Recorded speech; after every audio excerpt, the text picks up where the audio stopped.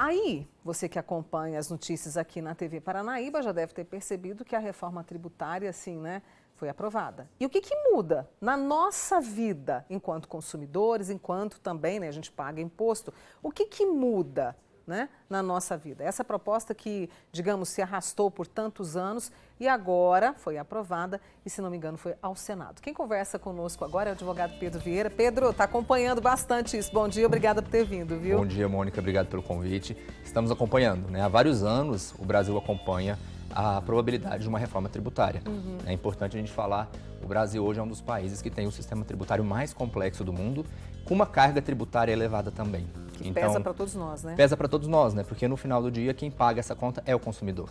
Né? Para você ter uma noção, quando você vai na gôndola de um supermercado para fazer a compra de um produto ou quando você contrata um serviço, você paga toda a cadeia produtiva daquele produto, daquela industrialização. Ou seja, desde lá do comecinho, quando a indústria fez a compra de uma matéria-prima, de um insumo, de um transporte, vende aquilo para um distribuidor, que vende aquilo para um supermercado para poder chegar no consumidor, eu tenho várias operações que são tributadas e com regras tributárias diferentes. Né, se é uma operação interestadual, se eu estou envolvendo Goiás, São Paulo, Minas, um produto que veio da Bahia. Então, a cada operação, eu tenho uma regra tributária diferente.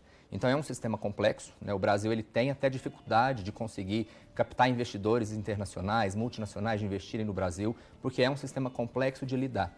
E essa complexidade, ela traz para o setor industrial, comercial, de serviços, muitas vezes, um custo operacional muito grande. Né? Então, além da carga tributária, eu ainda onero essa cadeia produtiva com toda essa logística operacional, contábil, fiscal, e quem paga essa conta no final do dia é o consumidor.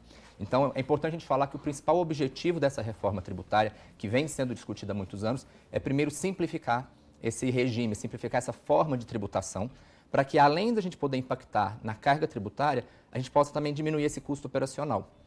E o que foi aprovado, então, assim, em resumo, o que foi aprovado na Câmara dos Deputados? A gente teria a substituição de 5 tributos em um tributo, que é o IVA. Então, a gente pegaria ali o PIS e COFINS, que hoje são contribuições sobre o faturamento, o IPI, que é o Imposto sobre a Industrialização, e o ICMS de mercadorias e o ISS de serviços. Esses 5 tributos seriam substituídos pelo IVA, que é um imposto de valor agregado. Então, ele incide lá no final na cadeia de consumo. É uma tributação única no final, quando eu vou comprar o produto, o IVA incide naquele momento.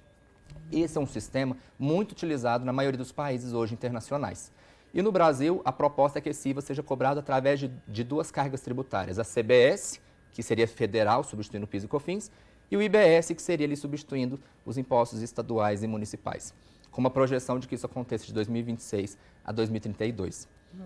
E aí o pessoal tem questionado, mas o que muda no final do dia, então, para o consumidor? Por exemplo, IPVA, na hora que eu vou comprar um produto, que eu vou solicitar um serviço, IPTU, isso muda?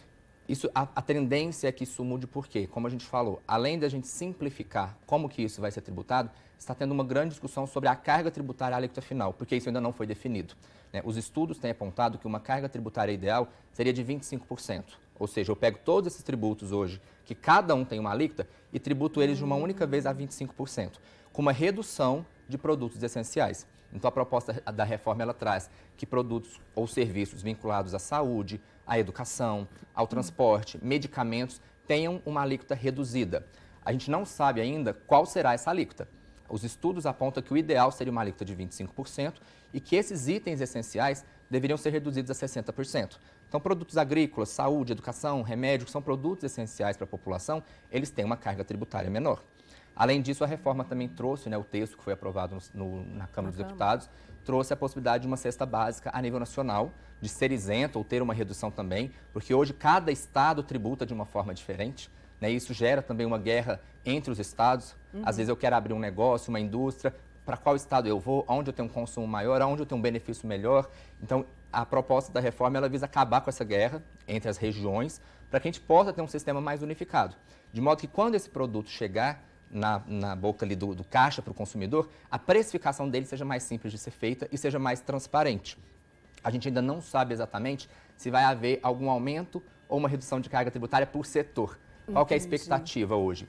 Que a indústria seja desonerada, né? Como a gente tem uma carga tributária muito alta em relação às indústrias, que o setor de produtos, dependendo do setor, quanto mais essencial esse produto, a carga tributária seja menor.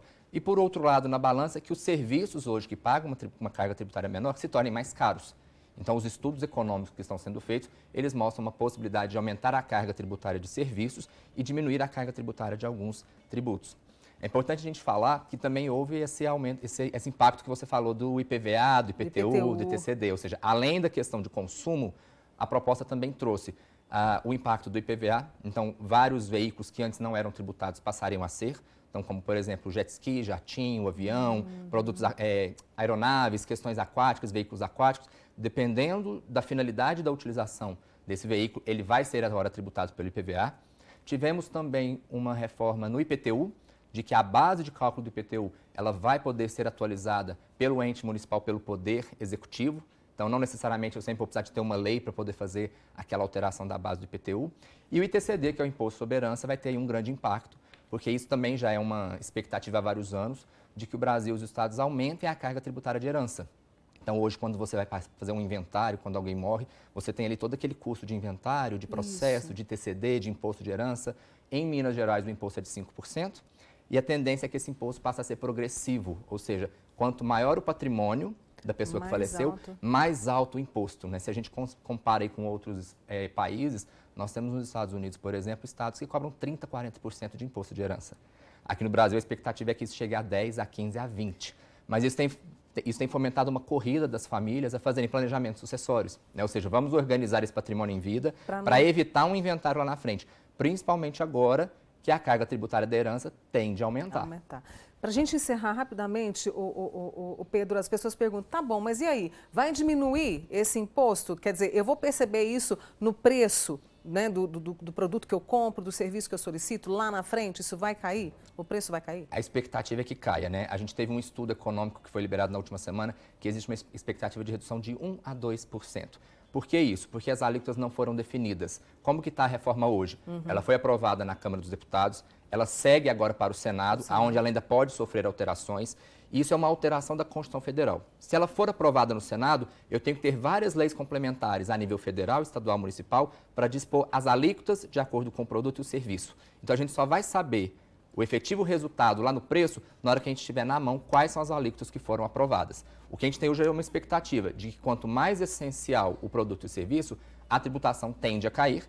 E quanto menos essencial ou prejudicial, como por exemplo agrotóxico, bebida alcoólica, cigarro, já tem a probabilidade de aumentar a carga tributária desses produtos que são prejudiciais à saúde ou ao meio ambiente. Já vou marcar com ele aqui para a gente voltar a conversar assim que o Senado, né, também avaliar essa proposta e a gente vai te atualizando a respeito disso, porque tem um impacto na nossa vida de uma forma total. Obrigada, viu, Pedro? É sempre bom te receber aqui também. Obrigado, Mônica. Um abraço. Obrigada. Pedro Vieira, advogado, falando sobre a reforma tributária aqui. Fique atento, viu?